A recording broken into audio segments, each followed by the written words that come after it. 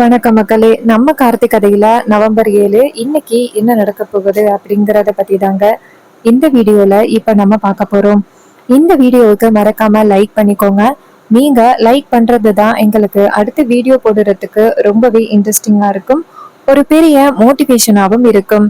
So மறக்காம like பண்ணிட்டு இந்த வீடியோவை பாருங்க.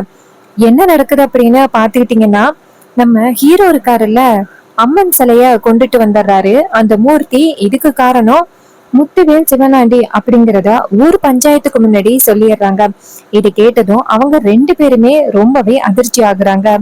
ஊர் தலைவர்கள் 2 பேரையும் பார்த்துட்டு, ஈஸ்வரி மேடத்து மேலதான் தப்பு அப்படின்னு சொல்லிட்டு, எந்த அளவுக்கு அவங்க மேல பழி போட்டீங்க, கடைசியில நீங்க தான் இப்படி ஒரு காரியத்தை பண்ணிருக்கீங்க.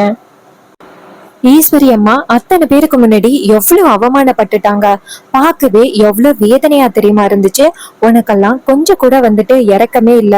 உனக்கும் ஈஸ்வரி குடும்பத்துக்கும் ஏற்கனவே பழைய பகை இருக்கு. நீங்க ஈஸ்வரி அம்மாவை பல தடவை அவமானப்படுத்துறதுக்கு முயற்சி பண்ணிருக்கீங்க அப்படிங்கறத பத்தி எங்களுக்கு தெரியும்.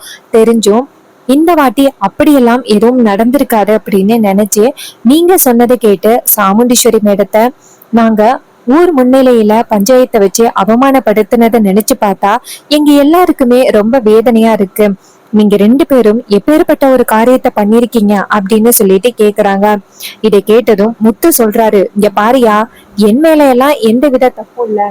இந்த ஈஸ்வரியோட மருமகன் தான் தேவையில்லாம எங்க பேரை கெட்ட பேர் ஆக்குறதுக்காக இப்படி ஒருத்தனை கூட்டிட்டு வந்து எங்களை பழி சொல்றான்.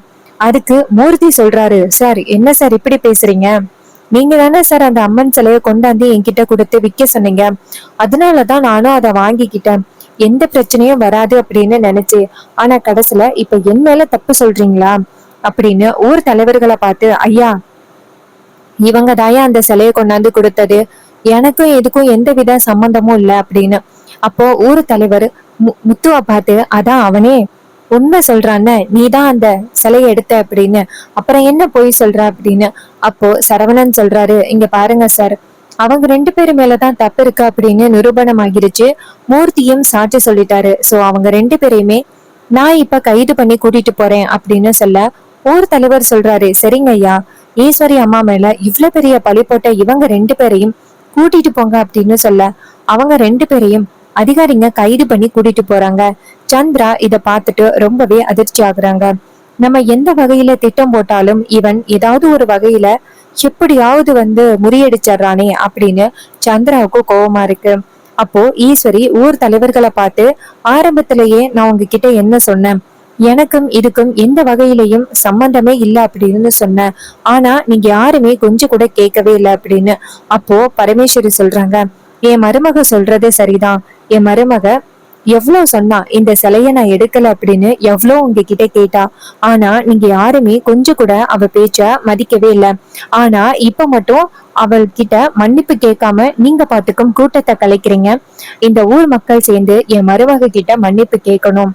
அப்போ ஊர் தலைவர்கள் ஈஸ்வரிய பார்த்து, அம்மா பரமேஸ்வரி அம்மா சொல்றது சரிதான், யாரோ ஒருத்தவங்க சொல்றாங்க அப்படிங்கறதுக்காக உங்க மேல நாங்க அவ்வளவு பெரிய பழிய போட்டுட்டோம், அதுக்காக உங்ககிட்ட மன்னிப்பு கேக்குறோம்.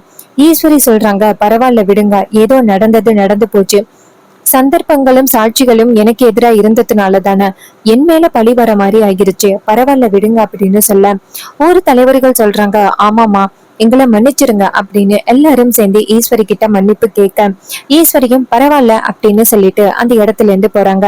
அவங்க போனதும் நம்ம பரமேஸ்வரி ஊர் தலைவர்களை பார்த்து, அம்மன் சிலை கிடைச்சிட்டு இனிமே கோவில் கும்பாபிஷேகத்தை சிறப்பா நடத்தலாம். உடனே அவங்க சொல்றாங்க, ஆமாமா கோவில் கும்பாபிஷேகத்தை சிறப்பா நடத்தணும். பரமேஸ்வரி சொல்றாங்க, இங்க பாருங்க, அதோட கோவில்ல கொஞ்சம் பாதுகாப்பா பலப்படுத்துங்க. இந்த கோவில் கும்பாபிஷேகத்தை நிப்பாட்டணும் அப்படின்னு பல வகையிலிருந்தும் பல பேர் முயற்சி பண்ணிக்கிட்டு இருக்காங்க. எந்த வகையிலையும் நம்ம வாய்ப்பு கொடுக்க கூடாது. இது கேட்டதும் அவங்க சொல்றாங்க, ஆமாமா நீங்க சொல்றதும் சரிதான், இந்த கோவில் கும்பாபிஷேகத்தை தடுத்துறதுக்கு பல வகையிலையும் ஆட்கள் இருக்காங்க, சோ நீங்க கவலைப்படாதீங்க, நாங்க பாத்துக்கிறோம். இதை கேட்டதும் பரமேஸ்வரியும் சரி அப்படின்னு சொல்லிட்டு அந்த இடத்துல இருந்து கிளம்புறாங்க. அப்புறமா அந்த அம்மன் சிலையை கொண்டு போய் கோவில்ல வச்சு அதற்கான பூஜைய பண்றாங்க. இன்னொரு பக்கம் வில்லி வீட்டுக்கு போனதோட சரியான கோவம், நம்ம என்ன முயற்சி பண்ணாலும் இவன் உண்மையை கண்டுபிடிச்சிடறானே அப்படின்னு. ஈஸ்வரி வீட்டுக்கு வந்ததோட ஹீரோ வந்து நிக்கிறாரு. ஈஸ்வரி நேரா ஹீரோவை பார்த்து, மாப்பிள்ள, நான் உங்களுக்கு ரொம்பவே நன்றி கடன் பட்டிருக்கேன். நீங்க மட்டும் உண்மையை கண்டுபிடிக்காம இருந்திருந்தா என்ன நடந்திருக்கும்? அப்ப ஹீரோ சொல்றாரு, அத்தை இங்க பாருங்க, வீட்ல அந்த முடிச்சு எப்படி வந்துச்சு அத முதல்ல கண்டுபிடிக்கணும் அத்தை. அதுக்கு ஈஸ்வரி சொல்றாங்க, ஆமா மாப்பிள்ள, எனக்கும் அதே சந்தேகம்தான். ஃபர்ஸ்ட் என்னோட வளவி வந்துட்டு துர்காவோட கையில போனுச்சு, அதுவும் வீட்டுல உள்ள வளவி வெளியில போனுச்சு. என் அறையில இருக்கிற போன் காணாம போனுச்சு. இப்போ வீட்டுக்குள்ள ஒரு முடிச்சு வந்து கிடக்கு. இது எல்லாத்துக்கும் அந்த சிவனாண்டி முத்துவேலை தவிர்த்து வேற யாரோ காரணமா இருப்பாங்க அப்படின்னு எனக்கு தோணுது மாப்பிள்ள. அது யாரு அப்படிங்கறத சீக்கிரம் கண்டுபிடிக்கணும். அதுக்கு ஹீரோ சொல்றாரு, அத்தை சீக்கிரம் கண்டுபிடிச்சிடலாம். அப்போ ஈஸ்வரி சொல்றாங்க, மாப்பிள்ள, அதோட நீங்க என்னோட மானத்தையே காப்பாத்திருக்கீங்க. ஊர் மக்கள் எல்லாருமே சேர்ந்து என்ன திருடி அப்படின்னு பட்டம் கட்டினாங்க. உங்களால மட்டும்தான் மாப்பிள்ள என் கௌரவத்தை மீட்டு கொடுக்க முடிஞ்சிச்சு. இதுக்கெல்லாம் நான் என்ன கைமாறு பண்ண போறேன்னு தெரியல. அப்ப ஹீரோ சொல்றாரு, அத்தை பரவாயில்ல, இதுல என்ன இருக்கு அப்படின்னு. அப்போ வில்லி சொல்றாங்க, அக்கா ஒரு நிமிஷம் இரு, இதெல்லாம் நடக்கிறதுக்கு யாரு முக்கிய புள்ளி? அந்த பரமேஸ்வரி. அவ மட்டும் கோவில் கும்பாபிஷேகத்துக்கு உன்னை இழுக்காம இருந்திருந்தா இவ்வளவு பிரச்சனை நடந்திருக்குமா? தேவையில்லாம அவ உன்னை இழுத்து இவ்வளவு பிரச்சனைய கொண்டுட்டு வந்துட்டு இருக்கா. இது கேட்டதும் ஈஸ்வரி சொல்றாங்க, ஆமா அது உண்மைதான். ஆனா அந்த முத்துவேல் சிவனாண்டிக்கு பின்னாடி வேற யாரோ ஒருத்தவங்க இருக்காங்க. அவங்கதான் யாருன்னு தெரியல. அப்ப ஹீரோ சொல்றாரு, அத்தை நான் ஒரு விஷயத்த சொல்லுவேன், கேப்பீங்களா?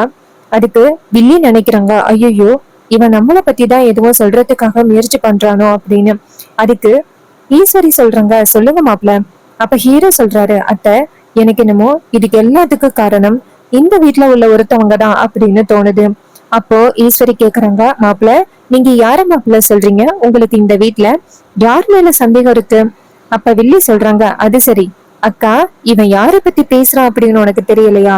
அவன் என்ன பத்தி தான் சொல்றான். நான் தான் உனக்கு எதிராக இப்படி ஒரு திட்டத்தை போட்டிருப்பேன் அப்படின்னு அவன் சொல்றான். இதை கேட்டதும் ஹீரோ சொல்றாரு, நான் உங்களை சொல்லவே இல்லையே. உங்களை சொல்றதுக்கு முன்னாடியே நீங்க ஏன் இப்படி பதட்டப்பட்டு பேசுறீங்க? அதுக்கு வில்லி சொல்றாங்க, இங்க பாரு, ஆரம்பத்துல இருந்து உனக்கு சுத்தமா என்ன பிடிக்காது.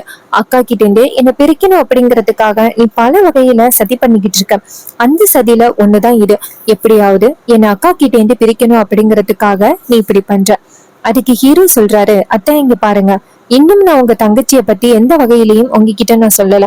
அதுக்குள்ளேயும் அவங்களே ஆஜராகுறாங்க. இதுல இருந்து என்ன தெரியுது? அவங்க பதட்டப்படுறாங்க. இதை கேட்டதும் ஈஸ்வரிய நேரா வில்லிய பார்த்து, சந்திரா நீ ஏன் பயப்படுற? யாரு என்ன சொன்னாலும் சரி, என் தங்கச்சி மேல நான் என்னைக்குமே வந்துட்டு சந்தேகப்பட மாட்டேன். என் தங்கச்சி மேல சந்தேகப்பட்டா அது என் அம்மா மேல சந்தேகப்படுற மாதிரி. இதை கேட்டதும் வில்லி சொல்றாங்க, அக்கா இங்க பாரு, உன் மாப்பிள்ள என் மேலதான் சந்தேகப்பட்டு பேசுறான். நான் தான் இப்படி பண்ணிருப்பேன் அப்படின்னு. இதை கேட்டதும் ஈஸ்வரி சொல்றாங்க, சந்திரா அப்படியெல்லாம் சொல்லாதம்மா, நீ என்னோட தங்கச்சி, எந்த வகையிலையும் நீ எனக்கு துரோகம் பண்ண மாட்ட அப்படிங்கிற நம்பிக்கை எனக்கு இருக்கு.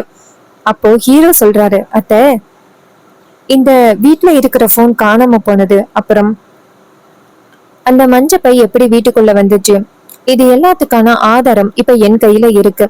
அப்ப ஈஸ்வரி கேக்குறாங்க, என்ன மாப்பிள்ள சொல்றீங்க? அப்போ இந்த வீட்டுக்குள்ள யாரு இதெல்லாம் வந்து பண்ணிட்டு போறா அப்படிங்கறது உங்களுக்கு தெரியுமா மாப்பிள்ள? அப்ப ஹீரோ சொல்றாரு, ஆமாத்த.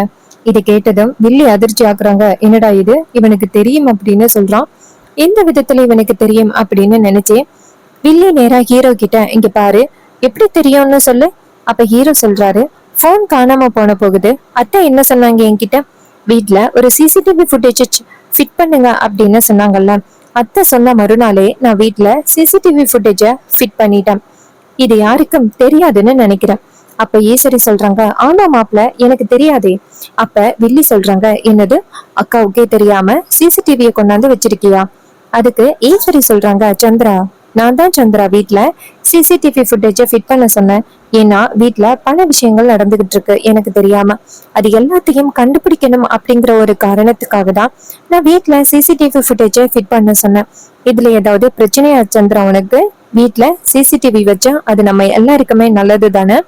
இது கேட்டதும் சந்திராவுக்கு ரொம்பவே அதிர்ச்சி. ஐயோ, இவ சிசிடிவி வச்சிருந்தா கண்டிப்பா நம்ம பண்ண தில்லாலங்கடி வேலையெல்லாம் தெரிஞ்சிருக்குமே அப்படின்னு. அப்ப ஹீரோ கேக்குறாரு, நீங்க ஏன் பதட்டப்படுறீங்க? நீங்க பதட்டப்படுறதுக்கான காரணம் என்ன? நீங்க தான் எந்த வகையிலயுமே தப்பு பண்ணல இல்ல. இது கேட்டதும் அந்த சந்திராவுக்கு ரொம்பவே பயம்.